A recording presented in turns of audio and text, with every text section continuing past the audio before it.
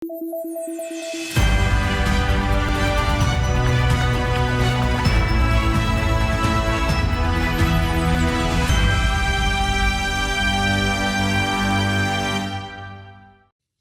pemirsa, jumpa lagi bersama saya Dewi Selistia dalam Lampung 8. Sejumlah informasi telah kami rangkai dan siap kami sajikan untuk Anda.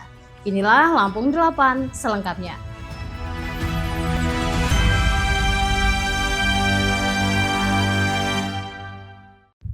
Ya pemirsa, terdesak kondisi ekonomi pasca bencana banjir di Aceh. 3 warga asal Serambi Bekah nekat menjadi kurir sabu antar pulau. Pelarian ketiganya berakhir di tangan tim reses narkoba Polres Lampung Selatan saat terjaring pemeriksaan rutin di Pelabuhan Bakauheni. Petugas berhasil menyita ratusan kilogram sabu yang disembunyikan di balik muatan sayur. Inilah detik-detik penangkapan kurir sabu jaringan antar pulau. Tim reses narkoba Polres Lampung Selatan menghentikan sebuah truk yang ternyata membawa 122 kg narkotika jenis sabu. Untuk melabui petugas saat melintasi Pelabuhan Bakauheni, barang haram tersebut disembunyikan secara rapi di dalam tumpukan ratusan karung jengkol.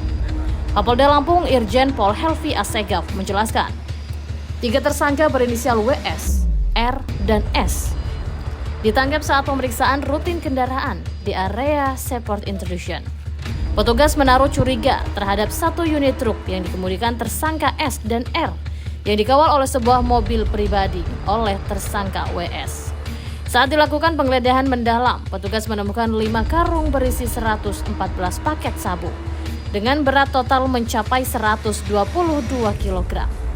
Di hadapan petugas, para pelaku mengaku nekat menjadi kurir karena terdesak kabar duka dan kondisi ekonomi. Mereka dijanjikan imbalan 100 juta rupiah serta bantuan perbaikan rumah karena menjadi korban bencana banjir di daerah asal mereka. Aceh ke Pasar Induk Ramadhan di Jakarta. Adapun yang memerintahkan TSK WS adalah seorang bernama SEM yang dijadikan dengan upah sebesar 100 juta rupiah. Dan baru pertama kali tersangka WS melakukan pekerjaan mengawal narkotika jenis sabu tersebut.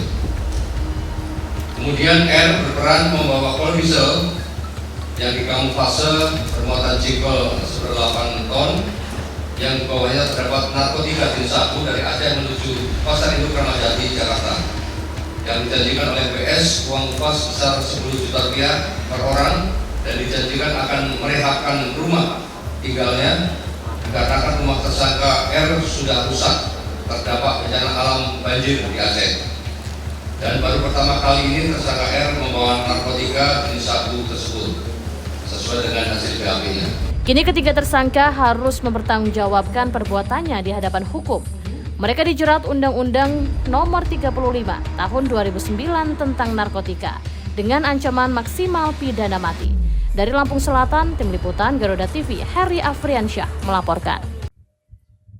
Ya selanjutnya pemirsa, Nanda Indira Bastian, istri Dendi Ramadona, kembali menjalani pemeriksaan oleh penyidik Pitsus Kejaksaan Tinggi Provinsi Lampung pada Senin 12 Januari 2026. Kasih Penkum Kejati Riki Rahmadan membenarkan adanya pemeriksaan terhadap Bupati Pesawaran tersebut.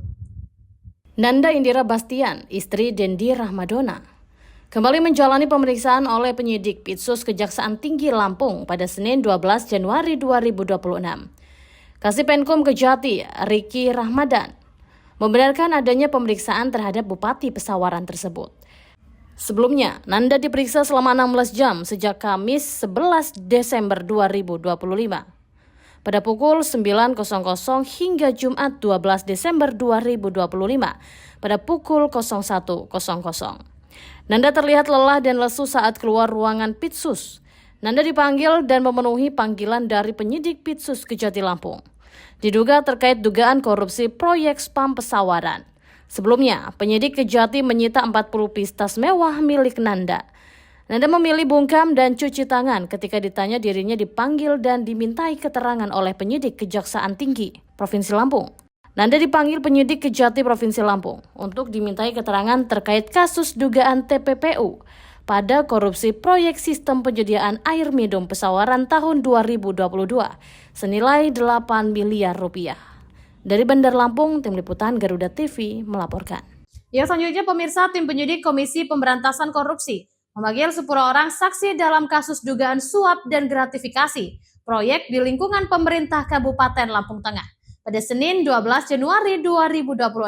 Juru bicara KPK, Budi Prasetyo, mengatakan pemeriksaan terhadap para saksi dilakukan di kantor Polresta Bandar Lampung. Tim penyidik Komisi Pemberantasan Korupsi memanggil 10 orang saksi dalam kasus dugaan suap dan gratifikasi proyek di lingkungan pemerintah Kabupaten Lampung Tengah pada Senin 12 Januari 2026. Juru bicara KPK, Budi Prasetyo, mengatakan pemeriksaan terhadap para saksi dilakukan di kantor Polresta Bandar Lampung. Pemeriksaan dilakukan di kantor Polresta Bandar Lampung, Kota Bandar Lampung, Provinsi Lampung.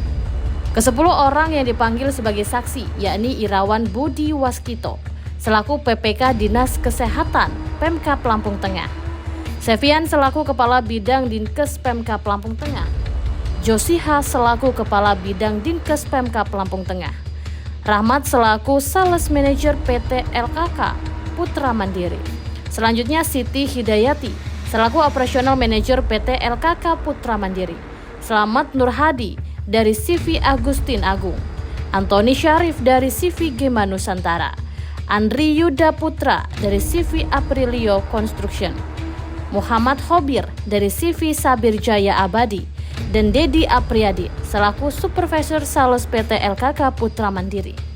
Pada Kamis 11 Desember 2025, KPK resmi mengumumkan 5 orang yang ditetapkan sebagai tersangka usai terjaring OTT, yakni Ardito Wijaya selaku Bupati Lampung Tengah periode 2025 hingga 2030, Riki Hendra Saputra selaku anggota DPRD Kabupaten Lampung Tengah, Ranu Hari Prasetyo selaku adik tersangka Ardito, Antoni Wibowo selaku PLT Kepala Badan Pendapatan Daerah Lampung Tengah sekaligus kerabat dekat Bupati, dan Muhammad Lukman Samsuri selaku Direktur PT LKK Mandiri.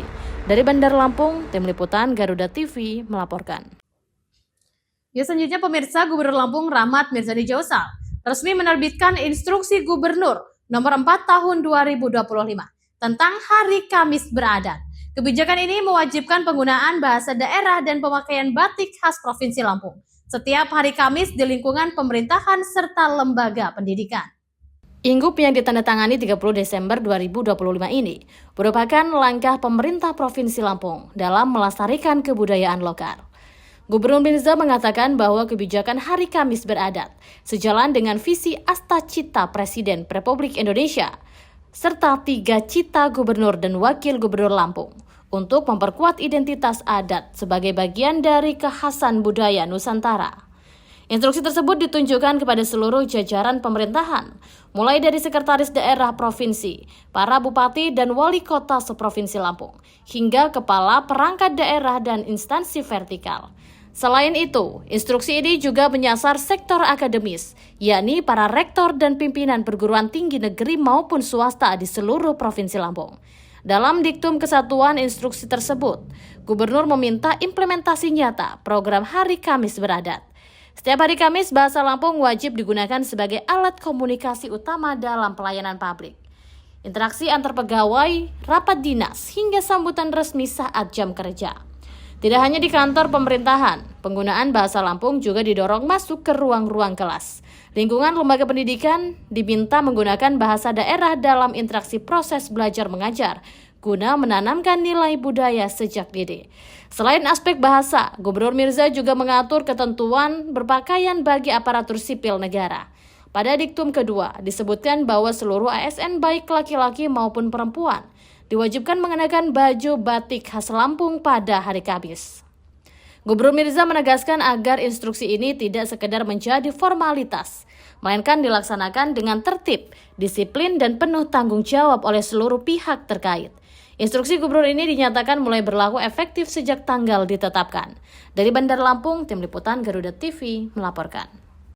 Ya, selanjutnya pemirsa, pemerintah Kota Bandar Lampung berencana membangun perumahan khusus aparatur sipil negara pada tahun 2026. Program ini digadang-gadang menjadi perumahan percontohan di Kota Tapis Berseri. Pemerintah Kota Bandar Lampung berencana membangun perumahan khusus aparatur sipil negara pada tahun 2026. Program ini digadang-gadang menjadi perumahan percontohan di Kota Tapis Berseri. Wali Kota Bandar Lampung Eva Dwiana mengatakan pembangunan perumahan ASN tersebut akan tersebar di 3 kecamatan, yakni Teluk Betung Barat, Sukarame, dan Tanjung Senang. Dirinya merinci lokasi pembangunan di Teluk Betung Barat disiapkan di atas lahan seluas 5 hektar.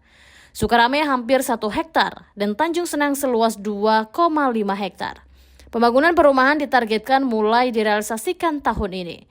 Pemkot Bandar Lampung berharap program perumahan ASN tidak hanya memenuhi kebutuhan hunian aparatur pemerintah, tetapi juga menjadi model pembangunan kawasan pemukiman yang tertata, ramah lingkungan, dan berkelanjutan.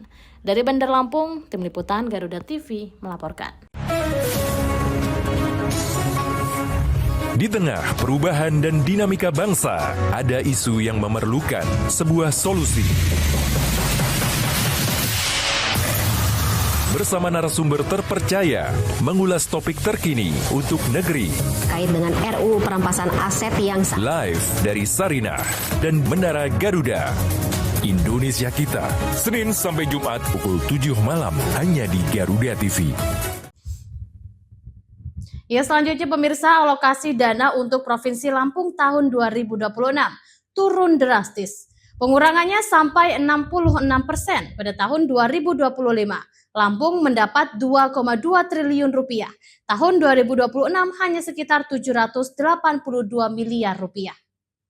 Kepala Dinas Pemberdayaan Masyarakat dan Desa, Dentransmigrasi, PMDT Provinsi Lampung, Saiful, membenarkan kalau dibandingkan dengan 2025, pemotongannya sekitar 66%. Tahun 2025 Lampung memperoleh 2,2 triliun, sementara tahun 2026 hanya sekitar 782 miliar rupiah. Jadi kurang lebih hanya 34% yang akan ditransfer ke desa. Saiful menegaskan pemangkasan anggaran tersebut merupakan kebijakan pemerintah pusat, bukan keputusan pemerintah provinsi maupun kabupaten dan kota. Dengan kondisi anggaran yang tersisa sekitar 30 hingga 35%, Saiful menyebut desa harus melakukan penyesuaian besar dalam penganggaran. Dana desa hanya boleh digunakan untuk kebutuhan yang benar-benar mendesak dan wajib. Menurutnya, beberapa pos anggaran yang masih diperbolehkan antara lain belanja pegawai tertentu dan operasional dasar desa, seperti listrik dan internet. Itu pun dengan pembatasan yang ketat. Diingatkan Saiful, belanja pegawai juga dibatasi.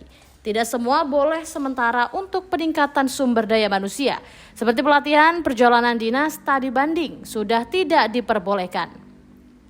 Selain itu, kata Saiful, pembangunan infrastruktur yang tidak bersifat prioritas juga tidak lagi bisa dibiayai. Begitu pula dengan pemberian insentif bagi organisasi tertentu di desa. Saiful mengungkapkan Provinsi Lampung memiliki 2.446 desa.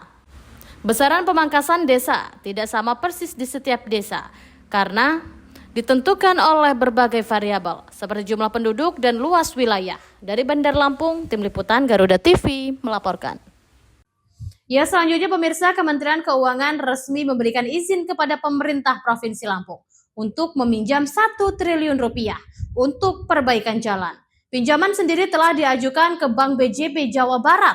Hal ini diungkap langsung oleh Kepala Dinas BMBK Provinsi Lampung, M. Taufikullah, pada Senin 12 Januari 2026. Kementerian Keuangan resmi memberikan izin kepada pemerintah Provinsi Lampung untuk meminjam 1 triliun rupiah untuk perbaikan jalan. Pinjaman sendiri telah diajukan ke Bank BJB Jawa Barat. Hal ini diungkap langsung oleh Kepala Dinas BMBK Provinsi Lampung, M. Taufikullah, pada Senin 12 Januari 2026. Pekan lalu pihaknya bersama BPKAD dan Bapenda sudah rapat di Kementerian Keuangan membahas pinjaman 1 triliun tersebut, sehingga prosesnya hanya menunggu surat izin pelampauan defisit. Nantinya uang pinjaman tersebut akan digunakan untuk perbaikan 18 paket pekerjaan yang tersebar di 11 kabupaten kota di Provinsi Lampung, kecuali Lampung Utara, Tulang Bawang Barat, dan Pesisir Barat. Total keseluruhan ruas jalan yang akan dibangun dan diperbaiki dari dana pinjaman ini sepanjang 98,45 km. Taufikullah berharap jika jalan ini dapat memberikan dampak bagi masyarakat, terutama bagi ketahanan pangan dan akses perekonomian. Dari Bandar Lampung, Tim Liputan Garuda TV melaporkan. Ya, selanjutnya pemirsa, Komisi 1 DPRD Provinsi Lampung menerima audiensi kelompok masyarakat sadar tertib tanah atau Pokmas Kelurahan Waidadi, Kecamatan Sukarame, Kota Bandar Lampung.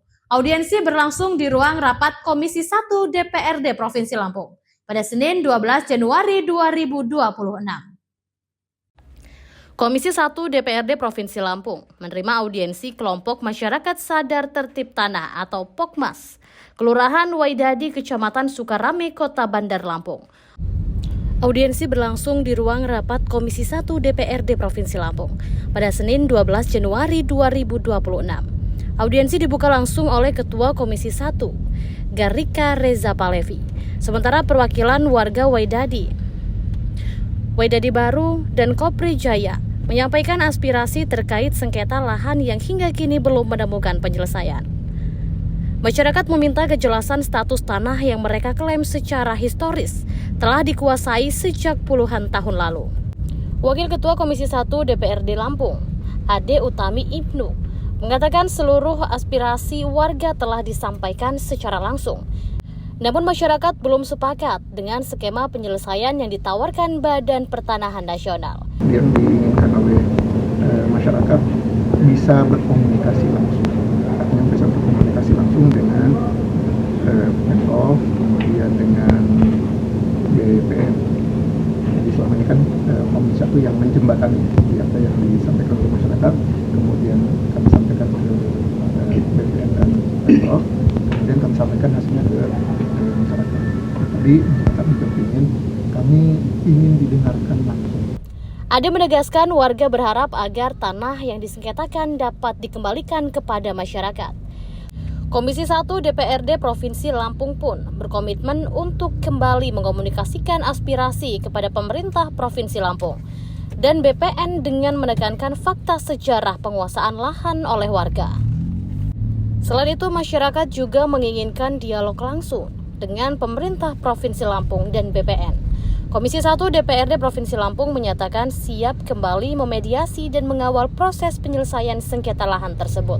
Dari Bandar Lampung, Tim Liputan Garuda TV melaporkan. Ya, selanjutnya pemirsa, dalam rangka upacara pisah sambut Kapolres Lama AKBP Rinaldi Aser, SH-SIK MSI, mengucapkan selamat datang kepada Kapolres Lampung Barat yang baru, AKBP Samsul Wiran SH-SIK MH, di wilayah hukum Polres Lampung Barat. Dengan bergantinya tongkat kepemimpinan, diharapkan keamanan Kabupaten Lampung Barat lebih terjamin. Sebagai bentuk penghormatan bagi keduanya dan atas pengabdian kepada AKBP Rinaldo Aser, jajaran Polres Humas Lampung Barat mengiringi upacara Padang Pora sebagai wujud terima kasih, disertai harapan agar senantiasa diberikan kelancaran dan kesuksesan dalam menjalankan tugasnya di tempat yang baru. Pengabdian AKBP Rinaldo Aser selama menjabat sebagai Kapolres Lampung Barat dikenal sebagai sosok yang humanis, tegas dan responsif terhadap berbagai persoalan Kamtibnas, serta di bawah kepemimpinannya, Polres Lampung Barat aktif membangun sinergi dengan pemerintah daerah dan berbagai elemen masyarakat serta tokoh agama dan masyarakat.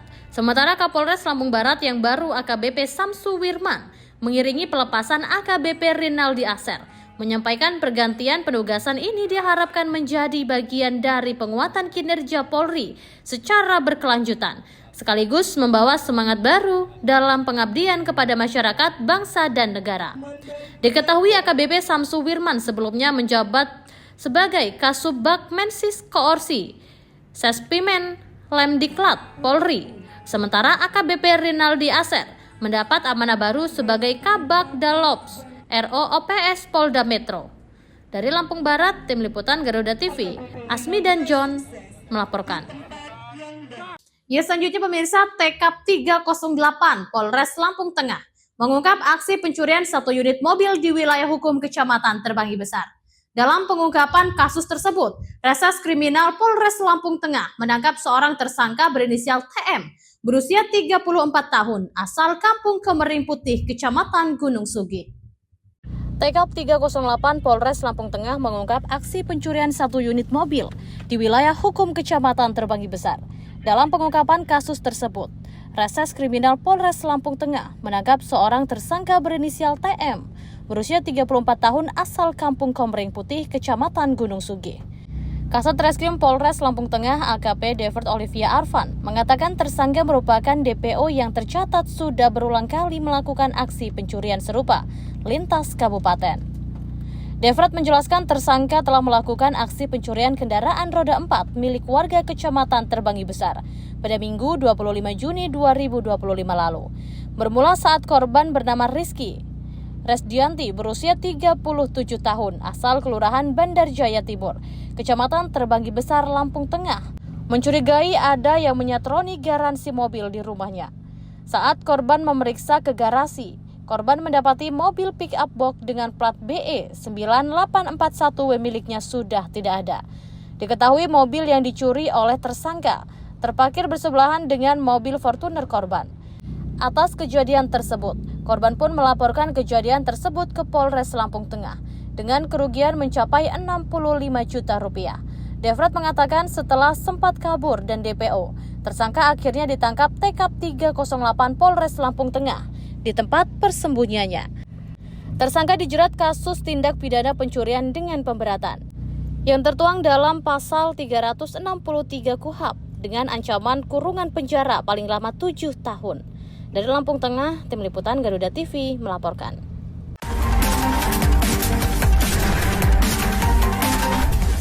Mengungkap kasus kriminal terkini di seluruh penjuru tanah air. Ulasan tajam tanpa ampun bersama para aparat.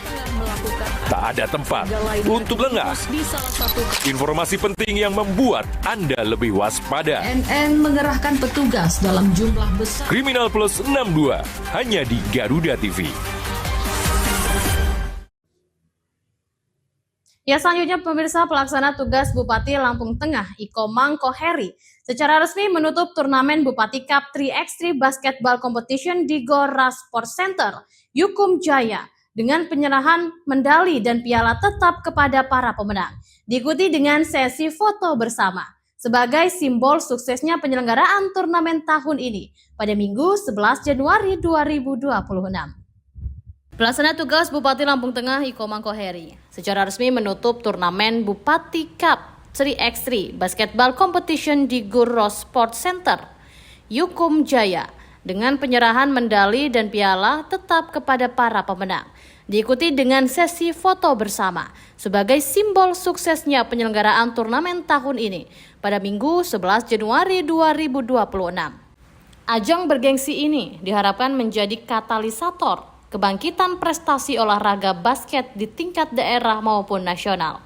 Turnamen diikuti oleh berbagai klub dan sekolah.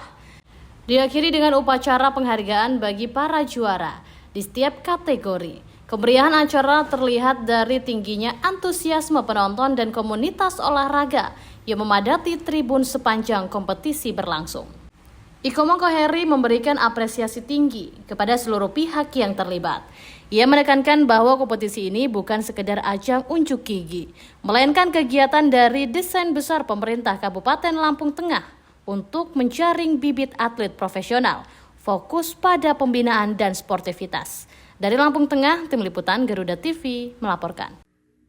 Ya, selanjutnya pemirsa, Bupati Tulang Bawang Kodratul Ikhwan bersama Ketua PKK Herlinawati menghadiri kegiatan ruatan, pengajian dan doa bersama dalam rangka hari ulang tahun Kampung Ringin Sari, Kecamatan Banjarmargo, Kabupaten Tulang Bawang ke-34 tahun. Bupati Kodratul Ikhwan memberikan apresiasi kepada Kampung Ringin Sari yang masih melaksanakan tradisi ruat kampung dengan kegiatan-kegiatan religi dan melestarikan budaya, kesenian, dan kebudayaan.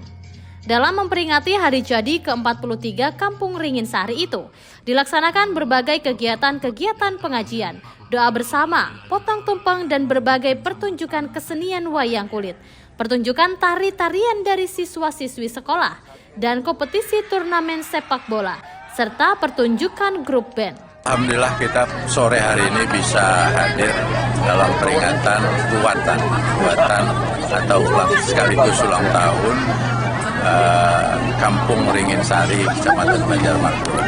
Tentu acara ini merupakan sebuah tradisi yang sudah selayaknya untuk kita terus lestarikan. Kenapa? Karena di dalamnya mengandung makna. Baik kita berharap kepada Tuhan agar terbebas dari kesialan maupun penyucian diri kita lagi, dan sekaligus kita mohon agar bisa selamat dunia maupun akhirat. Peringatan hari jadi Kampung Ringinsari yang ke-43 itu diharapkan dapat menumbuhkan rasa persaudaraan warga masyarakat dan lebih meningkatkan rasa gotong royong. Dari Tulang Bawang, Tim Liputan Garuda TV, Triyono dan Akifullah melaporkan. Ya, selanjutnya pemirsa, Bupati Pringsewu Rianto Pamungkas menekankan pentingnya peningkatan kualitas pelayanan kesehatan yang profesional, humanis, dan berorientasi pada kepuasan masyarakat.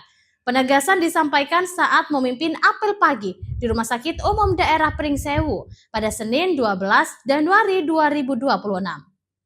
Bupati Pringsewu Rianto Pamungkas menekankan pentingnya peningkatan kualitas pelayanan kesehatan yang profesional, humanis, dan berorientasi pada kepuasan masyarakat. Penegasan disampaikan saat memimpin apel pagi di Rumah Sakit Umum Daerah Pringsewu pada Senin 12 Januari 2026. Rianto mengapresiasi pegawai RSUD Pringsewu, baik ASN maupun non-ASN, yang secara konsisten menghadiri apel pagi sebagai bentuk kedisiplinan dan komitmen bersama. Menurutnya, apel tidak hanya berfungsi sebagai sarana pembinaan disiplin, tetapi juga menjadi momentum untuk mempererat silaturahmi dan menyatukan persepsi dalam meningkatkan mutu pelayanan kepada masyarakat. Dirinya menegaskan bahwa rumah sakit merupakan fasilitas vital dalam sistem pelayanan kesehatan yang memberikan layanan secara menyeluruh, mulai dari promotif, preventif, kuratif, rehabilitatif, hingga paliatif. Oleh karena itu, seluruh unsur RSUD Pringsewu dituntut memberikan pelayanan yang ramah, cepat, kompeten, dan penuh empati. Selain itu, Rianto juga menekankan pentingnya sikap profesional, komunikasi yang baik. Hal tersebut dinilai berpengaruh terhadap kesembuhan pasien, citra sakit, serta tingkat kepercayaan masyarakat. Dari Pringsewu, Tim Liputan Garuda TV melaporkan. Ya pemirsa, kinerja Bank Lampung tahun 2025 sangat membanggakan. Mencatat laba bersih 200 miliar lebih, tertinggi sepanjang sejarah, dengan fee-based income layanan digital sebesar 38 miliar rupiah. Prestasi gemilang ini terungkap saat rapat koordinasi PT Bank Pembangunan Daerah Lampung di kantor pusat Bank Lampung pada Senin 12 Januari 2026. Rapat koordinasi Rakor PT Bank Pembangunan Daerah Lampung dihadiri Gubernur Lampung Rahmat Mirzani Jausal, Komisaris Utama Bank Lampung M. Firsada, Ketua DPRD Ahmad Giri Akbar, Sekretaris Daerah Provinsi Lampung Marindo Kurniawan, serta seluruh Vice Presiden PT Bank Pembangunan Daerah Lampung, Kepala Cabang hingga Kepala Kantor Cabang, Pembantu Bank Lampung. Direktur Utama Bank Lampung, Indra Merviana, menyampaikan tahun 2025 menjadi fondasi transformasi Bank Lampung melalui perubahan visi menjadi bank unggul pilihan utama masyarakat. Pembentukan tim percepatan bisnis, layanan, budaya, dan struktur organisasi, serta penerapan nilai budaya kerja sipil, sinergi, integritas, profesional, inovatif, loyal. Dari sisi kinerja, Indra melaporkan laba bersih Bank Lampung tahun 2025 mencapai 200 miliar lebih, tertinggi sepanjang sejarah dengan fee-based income layanan digital sebesar 38 miliar rupiah. Hanya saja penyaluran kredit belum sepenuhnya mencapai target, terutama akibat keterlambatan realisasi pinjaman daerah. Ke depan, Bank Lampung akan menggeser fokus bisnis dari kredit konsumtif ASN ke kredit produktif dan komersial, khususnya UMKM. Tahun 2026, Bank Lampung menargetkan pertumbuhan kredit sebesar 8,5%, dana pihak ketiga 7,69%, dan laba 9,43% atau sekitar 225 miliar dengan fokus sektor pertanian, ketahanan pangan, kehutanan sosial, dan konstruksi dan digitalisasi layanan. Sinergi kelompok usaha bank dengan Bank Jatim akan dimaksimalkan, termasuk penguatan sumber daya manusia, likuiditas, teknologi informasi, dan keamanan cyber. Gubernur Mirza meminta Bank Lampung menyiapkan peta jalan penyaluran kredit produktif yang selaras dengan program prioritas pemerintah daerah, memperkuat digitalisasi layanan hingga ke desa, serta memastikan kinerja bank ke depan tidak hanya tercermin dalam laporan keuangan, tetapi juga dirasakan langsung oleh masyarakat Lampung. Mirza berharap Bank Lampung mampu menjadi pionir pembangunan ekonomi daerah pada 2026, dari desa hingga kota, dari APBD hingga sektor industri. Dari Bandar Lampung, Tim Liputan Garuda TV melaporkan. Ya, demikian pemirsa, informasi tadi sekaligus mengakhiri perjumpaan kita pada hari ini. Tetap saksikan Lampung 8 dimanapun Anda berada. Saya Dewi Sulisya beserta kru dan jajaran yang bertugas pamit undur diri dan sampai jumpa.